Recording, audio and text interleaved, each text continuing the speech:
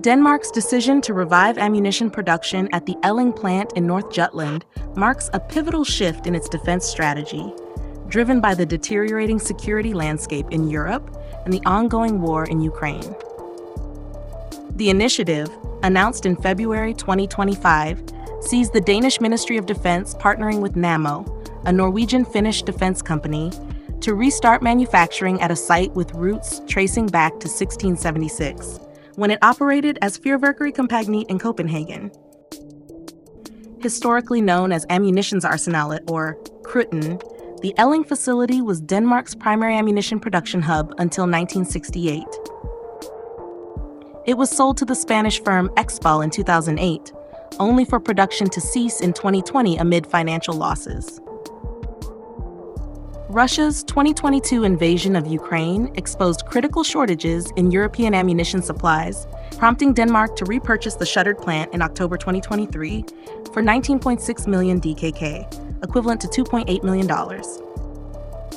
The selection of Nammo on February 28, 2025, to produce NATO-standard 155mm and 120mm shells, alongside 5.6mm and 7.62mm cartridges, reflects a broader European push to bolster defense autonomy. This revival is not merely a return to past capabilities, but a strategic response to modern threats, as underscored by Defense Minister Troels Lund Poulsen, who emphasized its importance for the security of supply for Denmark, the Nordic region, and Europe. The move comes amid a reassessment of Denmark's vulnerabilities, spurred by an updated threat analysis from the Danish Defense Intelligence Service, which highlighted the need for domestic production to counter potential Russian aggression. The procurement process began with the Danish government's reacquisition of the Elling site from Krudten Erhvervspark AS, a consortium that had held it since Expal's closure. In January 2024, the ministry's Acquisition and Logistics Organization issued 3 requests for information, one targeting a Nordic manufacturer for large-caliber ammunition, another for Danish firms to handle small-caliber production, and a third for stock management solutions. Nammo emerged as the ideal candidate after a competitive tender, leveraging its deep industrial expertise, established supply chains, and Nordic ownership, split evenly between the Norwegian state and Finland's Patria, itself majority-owned by the Finnish state with a minority stake from Norway's Kongsberg Defence and Aerospace. This procurement aligns with a significant boost in defense spending, with the government allocating an additional 50 billion DKK, or $7 billion, over 2025-2026, pushing Denmark's defense budget above 3% of GDP. While final negotiations with Nammo are ongoing, the choice reflects a deliberate emphasis on rapid capability restoration and regional collaboration, addressing both immediate and long-term needs. The decision to partner with a Nordic firm also underscores Denmark's commitment to strengthening ties with neighbors who share similar security concerns and industrial strengths, enhancing interoperability across the region's armed forces. Delivery timelines remain fluid as negotiations continue, but the ministry has prioritized urgency, with Lund Poulsen stressing the need to rush production lines as soon as possible. Nammo's experience modernizing facilities, such as its Raufoss plant in Norway, suggests production could commence within 1.5 to 2 years, potentially between mid-2026 and early 2027. However, recognizing the immediate demand for ammunition, driven partly by Russia's potential combat power buildup, Denmark plans to build stockpiles of mortar and artillery shells using existing suppliers even before Elling comes online. This dual-track approach ensures continuity while the plant's 18,000 square meter complex, spanning 50 buildings, is retrofitted. Nammo CEO Morten Brandsegg has highlighted the company's ability to deliver swiftly, a claim bolstered by its track record and Nordic cooperation. The initial output will focus on NATO-standard calibers critical to Denmark and its allies, including 155mm artillery shells, vital for Ukraine's defense. The urgency of this timeline is further underscored by Denmark's prior depletion of its own reserves through donations to Ukraine, necessitating a rapid buildup to restore its own operational readiness while contributing to Allied efforts. Implementation involves transforming Elling into a modern production hub, a task Nammo is well equipped to handle given its technical prowess and regional synergies. The process entails installing advanced production lines for both large and small caliber ammunition, with the Danish government expediting bureaucratic and logistical hurdles to meet pressing security demands. Lessons from Ukraine's ammunition shortages have informed this effort, ensuring a focus on efficiency and scalability.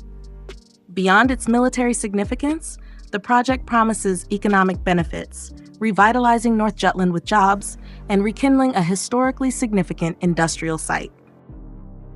Nammo's work on ammunition interchangeability across the Nordic region will also enhance operational flexibility, a point Brandtzæg emphasized as a key benefit of the Danish venture.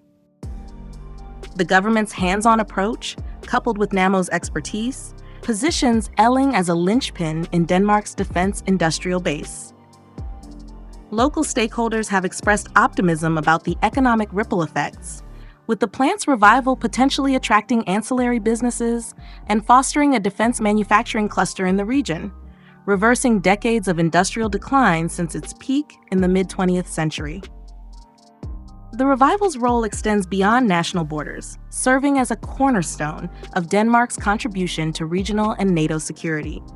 It reduces reliance on foreign suppliers at a time when global shortages threaten operational readiness, a vulnerability laid bare by Europe's post-Cold War drawdown of manufacturing capacity.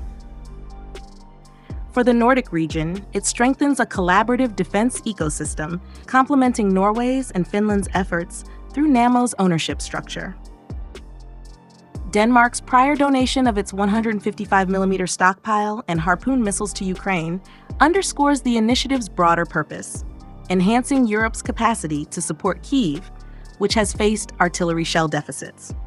This aligns with the EU's ambitious target of producing 2 million shells by the end of 2025, doubling its pace from a year prior. Lund Poulsen's assertion that the project will make a difference reflects its strategic weight, addressing both immediate stockpile needs and long-term supply security in a volatile geopolitical climate. Moreover, it positions Denmark as a proactive player in NATO, countering criticisms of European allies' sluggish response to emerging threats and reinforcing collective defense commitments. Looking to the future, Denmark envisions Elling as a sustainable pillar of its defense infrastructure.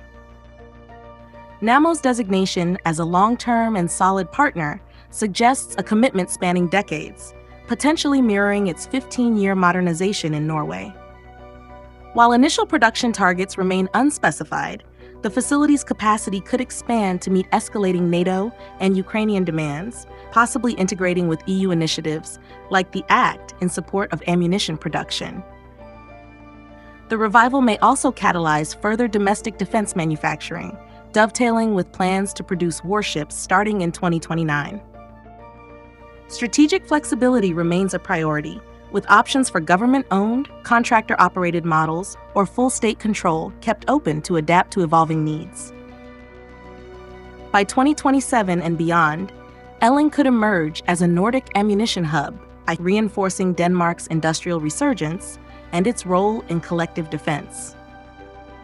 The project's success could inspire similar efforts elsewhere in Europe, offering a model for reviving dormant industrial assets to meet contemporary challenges. In an era of heightened threats, this revival is less a nostalgic return than a forward-looking rearmament, blending historical legacy with modern necessity and positioning Denmark as a resilient contributor to a rapidly shifting security landscape.